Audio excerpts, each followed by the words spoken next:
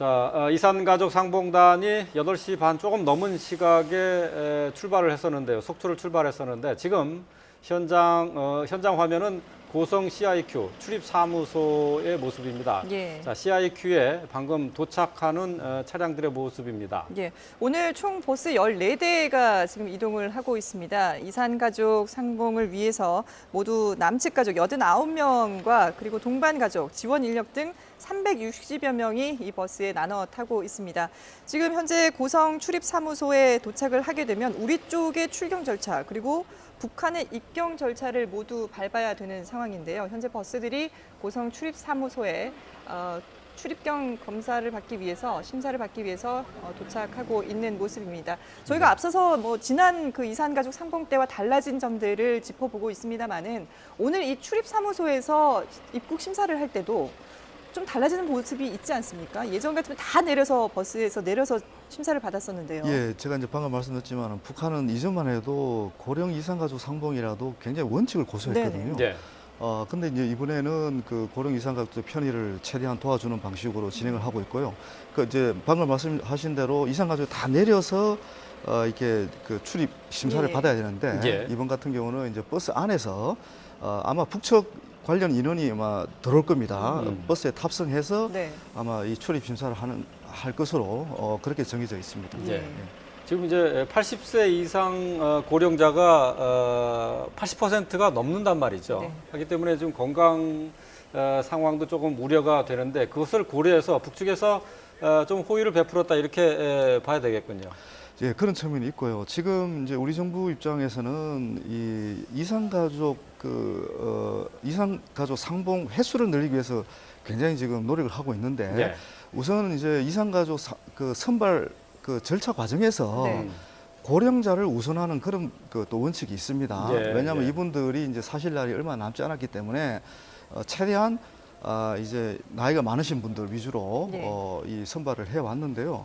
사실 이제 북측 입장에서도 똑같습니다. 북측에서도 자신들이 이른바 이제 선물로 해서 우리 쪽에 그 자기들이 베푸는 어떤 중요한 행사인데 예. 북측에서도 고령자들이 계속 많아지고 있거든요. 네. 이제 그러다 보니까 아무래도 이제 고령자 위주로 상봉행사를 치다 보니까 이전보다 건강 문제라든지 안전 문제에 더 신경을 쓸 수밖에 없는 그런 상황이 아닌가 그렇게 짐작이 됩니다. 예. 지금 고성 출입사무소의 모습인데요. 일단은 우리 쪽에서 먼저 출경 절차를 밟게 되는 거죠. 지금 휠체어도 준비가 돼 있고 하는 모습을 볼 수가 있는데요.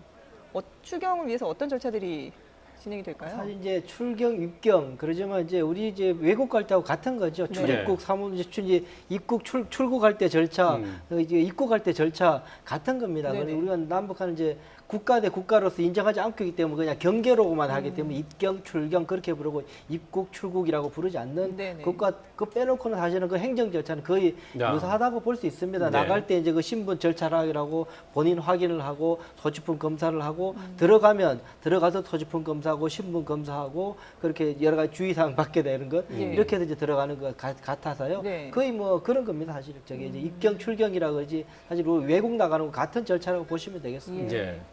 자, 고성 출입사무소에 지금 이산가족 상봉단이 지금 도착을 했는데요. 네. 아직까지 차 안에서 지금 하차를 하지는 않고 있습니다. 네. 지금 모두 89명의 이산가족 상봉 신청자가 이번에 이제 북으로 가게 되고요. 일부가 지금 이제 출입사무소로 들어가고 있습니다. 예, 또 일부는 예.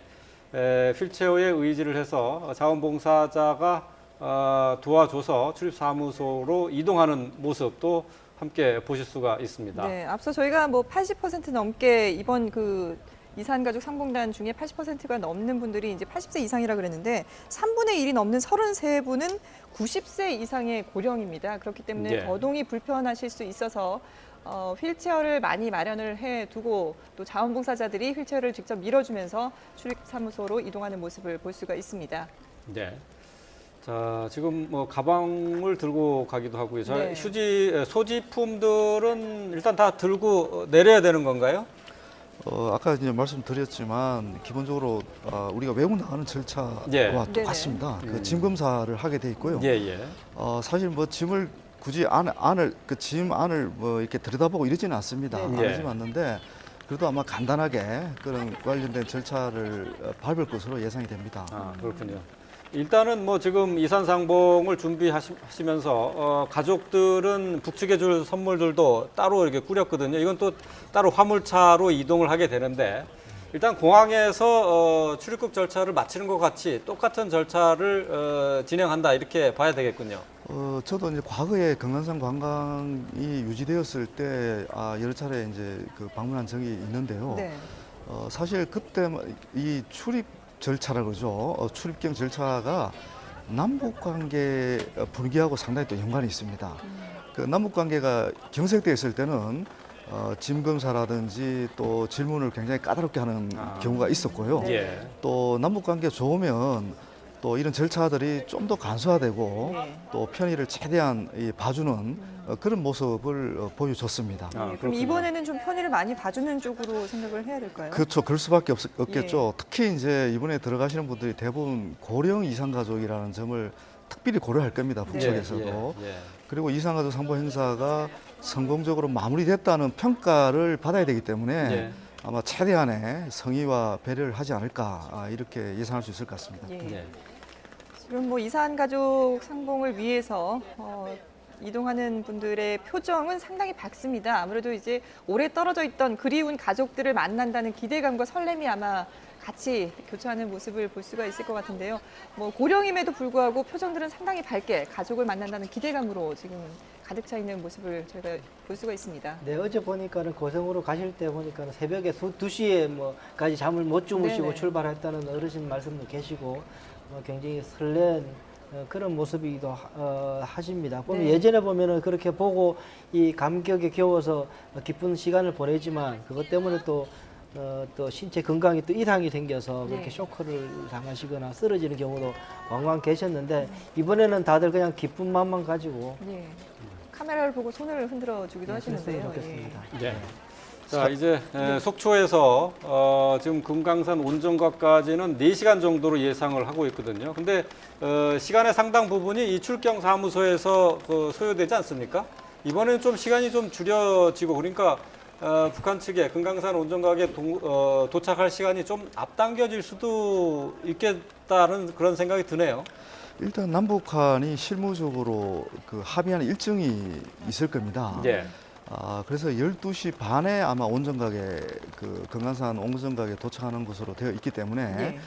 그 일정에 맞출 가능성이 일단은 가장 높아 보입니다. 아, 그래요. 예. 그리고 지금 이 고령 이산가족 분들은 이게 빠르게 움직이는 게 중요한 게 아니라 네. 최대한의 이제 안전, 건강 이런 걸 고려해서 이제 아마 움직여야 될 것 같습니다. 예, 예. 그런 맥락에서 남북 간 합의 일정에 따르지 않을까 이렇게 예상이 됩니다. 예. 지금 뭐 캐리어들도 상당히 많이 보이고요. 뭐 북한 쪽에 있는 가족들을 만나서 전해줄 선물까지도 이렇게 많이들 준비를 해가지고 있는 모습을 볼 수가 있는데요. 특별히 뭐 가지고 갈 수 없는 물건이 있다거나 이런 규제가 있습니까? 네, 어제 이제 그 사전 이제 교육도 받고 해서 네. 이제 그 물품들을 쌀 때 여러 가지 좀 조치가 있었던 걸로 알고 있는데요. 네네. 보면 대체로 정 깊어서 여러 가지 지금 그 이산 가족분들께서는 다 주고 싶겠죠. 네. 돌아가신 분들의 유품부터 시작해서 과거의 추억들 그리고 북한 사정을 감안한 여러 가지 물품들, 편리한 것들을 많이 준비했을 텐데 못 가져가는 것들이 귀금속이나 현금이나 이런 것들은 직접 반입이 안 되게 돼 있습니다. 네네. 그러니까 그런 걸 빼셔야 되는 그래서 아마 미리 사전에 교육을 받고 하셨기 때문에 그런 일이 없을 것 같고요. 그래서 여러 가지 옷가지나 그런 것들을 많이 가지고 간다고 이야기를 들었습니다. 네. 예. 현금은 달러로 바꿔서 가져갈 수 있는 거 아닌가요? 아니 지금 그거 자체가 지금 유엔 제재 결의 위반이기 때문에요. 네. 그래서 벌크 캐시 자체, 현금 자체가 북한으로 들어간 것 자체가 안 되게 돼 있기 때문에 귀금속도 마찬가지고요. 그래서 아마 이번에 못 들어가는 걸로 그렇게 알고 있습니다. 아, 그렇군요. 네.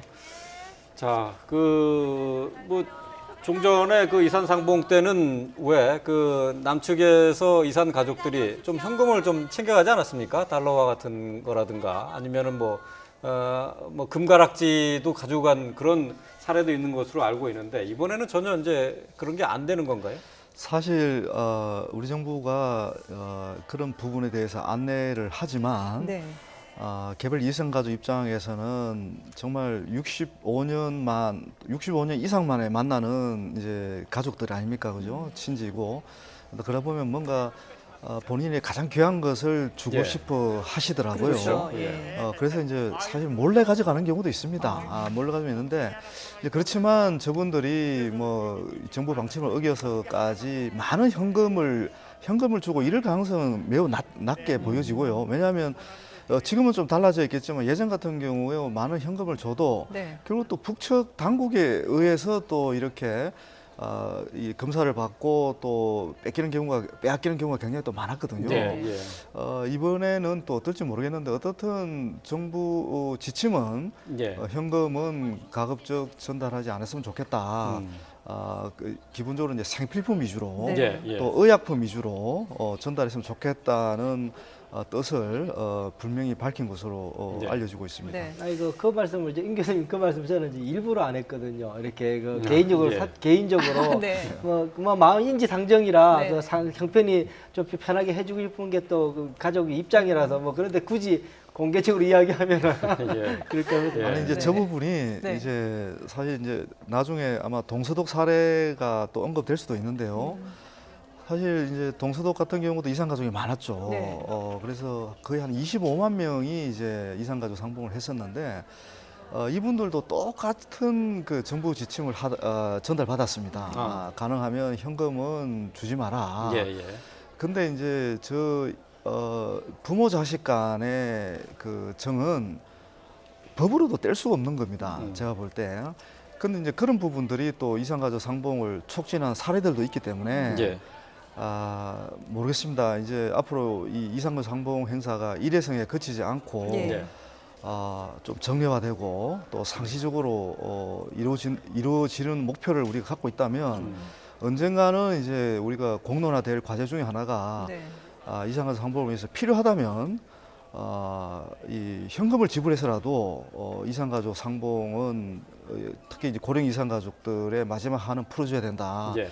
연구자로서는 저는 그렇게 주장을 하고 있습니다. 예. 동서독 같은 경우에는 이제 자유왕래를 실시하면서 이제 동독으로 들어가는 그 이산 가족에 대해서는 일정 부분 현금을 가서 쓸 수 있게끔 그것을 정해줬었죠. 예. 그것을 가족에 쓸 수 있게 그걸 이제 서독 정부에서 허락해 주면서 그거 자체가 동독에서는 경제적 어려우니까 그렇게 들어가서 현금이 그 유입될 수 있는 통로가 될 수도 있기 때문에 유인책이 되기도 했었죠. 만약에 우리가 뭐 앞으로 핵 문제도 여러 가지 상황이 좋아지게 된다면 그런 자유왕래가 이루어지고 지금 11시간이라는 말이 뭐 아프게 이야기했지만 자유왕래가 이루어져서 우리 주민들이 들어가서 이산가족이 네. 들어가서 뭐 그 사는 모습도 뵙고 그런다면 충분히 일정 부분의 현금을 거기 가서 뭐 쓸 수 있게끔 하는 조치들도 앞으로 뭐 동서독 사례를 연구해서 또 적용할 수 있지 않겠느냐. 저도 같은 생각입니다. 임 교수님 네네. 말씀하신 네. 것처럼.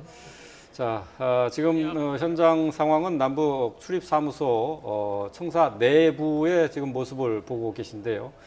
출입국 사무소, 출입경 사무소에서 절차를 진행하기 위해서 이산 가족들이 차에서 내려서 지금 자신의 차례를 기다리고 있는 모습입니다. 네. 대부분이 다 내려서 출입경 심사를 받는 것으로 보여요. 아까 네. 화면을 통해서 잠시 보신 분도 계시겠지만은 최고령자인 101세의 백성규 할아버지도 휠체어를 타고 이동하는 모습을 봤거든요. 대부분이 다, 물론 지금 거동이 불편하신 분들은 차량 안에서 출입경 심사를 받는다고 했는데 대부분 다 내리신 것 같아요. 일단은 뭐 저희가 정확하게 지금 파악은 안 됩니다만은 지금 말씀드린 것처럼 백성규 할아버지까지 내려서 휠체어로 이동하신 거를 보면은 아주 건강 상태가 좋지 않은 분 빼고는 대부분 다 내려서 심사를 받는 것으로 보입니다.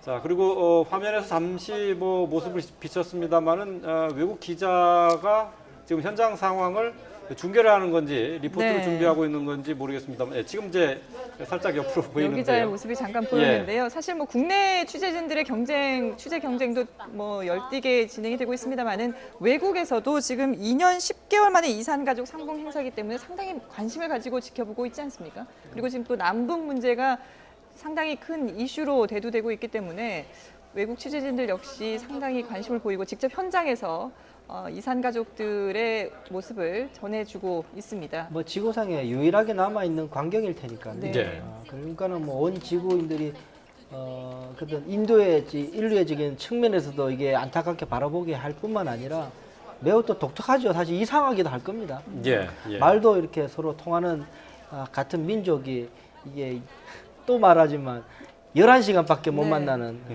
그 많이 주어졌다는 시간이. 2박 3일 동안. 네, 2박 3일 동안. 네. 그러니까 그래야 품과 되니까 사실은 기자들도 열심히 취재해서 아마 송출을 해야 예. 하게 될 것 같습니다. 예.